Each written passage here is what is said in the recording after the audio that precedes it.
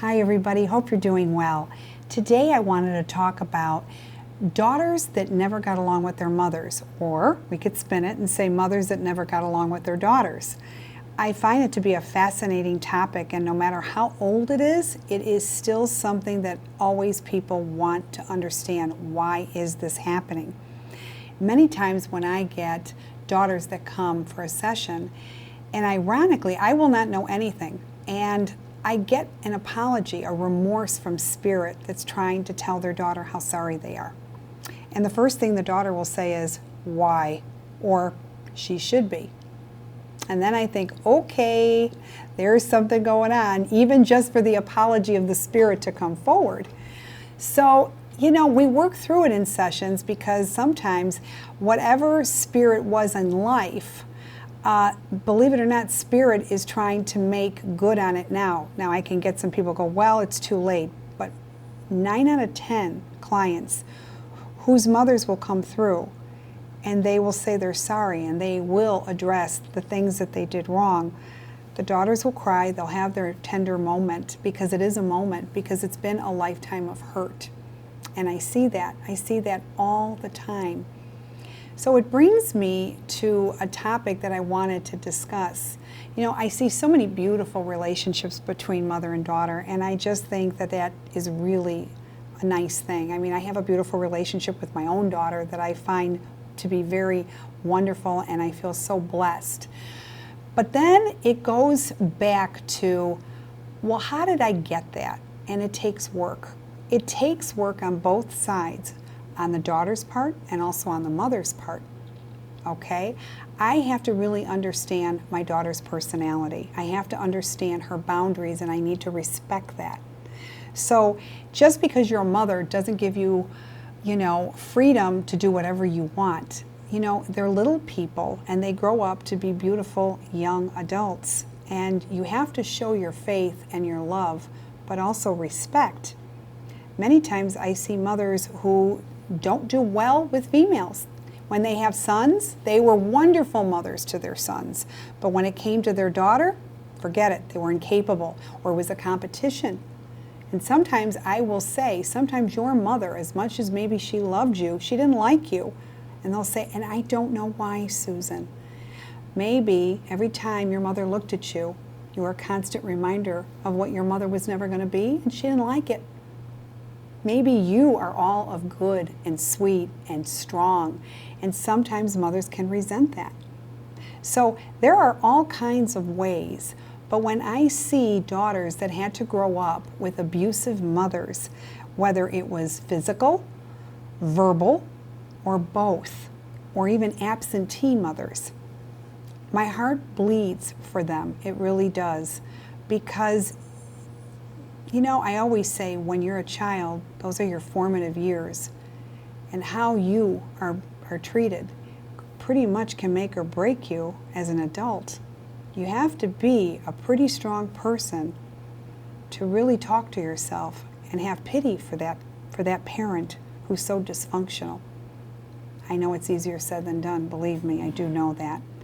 But in the same token, you have to allow yourself room to feel that you still have the power to be any kind of a person that when you grow up and how you're going to be. So now you're all grown up, you have a daughter of your own. How are you going to be? It's very interesting.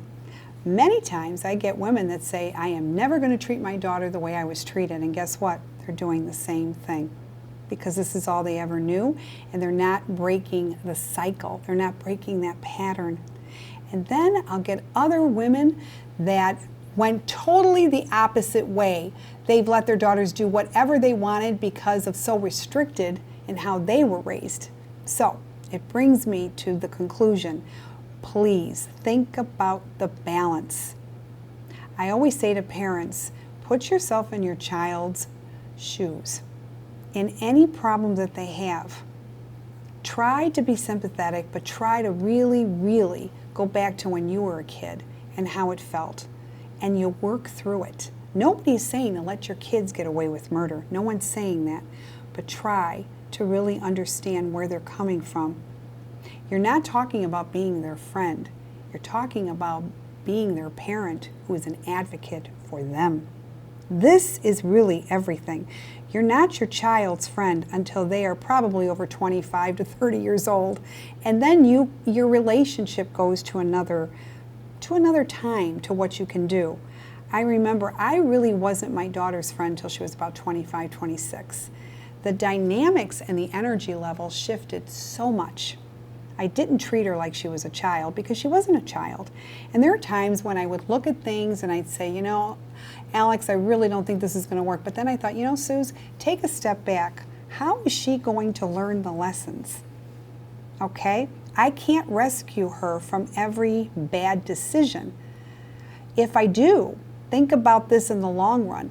You are robbing her from the experience of hurt that she can grow and be the person she's meant to be in this lifetime. Think about that. This is what we all as mothers want to save our children from disaster, from bad relationships. But sometimes, no matter what you do and say, it's not going to be enough. Learn to take a step back, me included. And it's been hard for me, but I've done it. Because sometimes my daughter's had to learn her own lesson without me interfering and robbing her from the experience. It's very important. Sometimes I look at mothers that have left their children. And you're going to say, how can a mother leave her child? Believe it or not, a lot of mothers are not maternal.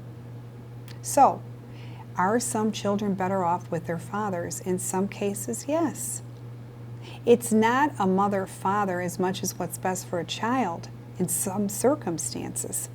And that's what we have to do. So if you know that you could be a better mother and you can have more patience with your daughter, try to work on that. Because I'll be honest with you, that can make or break how she's going to grow up and how she may raise her future children. You are setting such a path. And no matter how you grew up, you still have the power to change what isn't right, what isn't natural. Remember, everything is free will. Don't use your childhood as an excuse to not do better and not work at it. Okay? Because this is very important, because no matter if a woman hasn't had the best relationship in a mother, it comes out with them as an adult. Sometimes a grown woman will act childlike, and sometimes the poor husbands or the boyfriends have to wear all the hats. They have to be the mother, the father, the boyfriend, the lover, the friend, because this was missing in this little girl's life. So think about that hard. Don't be in competition with your daughter. Act your age, know who you are, and let your daughter shine. It's not about you anymore. It is about your child. And when your child does something good, it is about this child. Because I guarantee the reward will be when your daughter is grown up and she remembers how proud her mother was of her. And that is what is going to be everything. You are giving her these tools to be an accomplished, independent, lovely, beautiful young lady. That came from you. Remember your presence in your daughter's future. Your role in her life is to make a difference, but to show her strength, show her vulnerability, show her the nurturing. Just be a mom, okay? I know this is a hard subject, it's a very touchy subject, but it is, you are the mother. So you are setting the precedence of example. Lead by example. I don't care what your childhood was about. I really don't care. Now you're going to say, that's mean to say. No, it's truthful.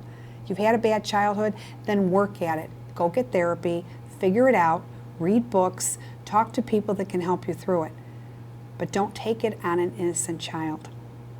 That is probably the best message that I can relate to today. When you can do that, it's all worthwhile. Maybe that's one of your big tasks in this life.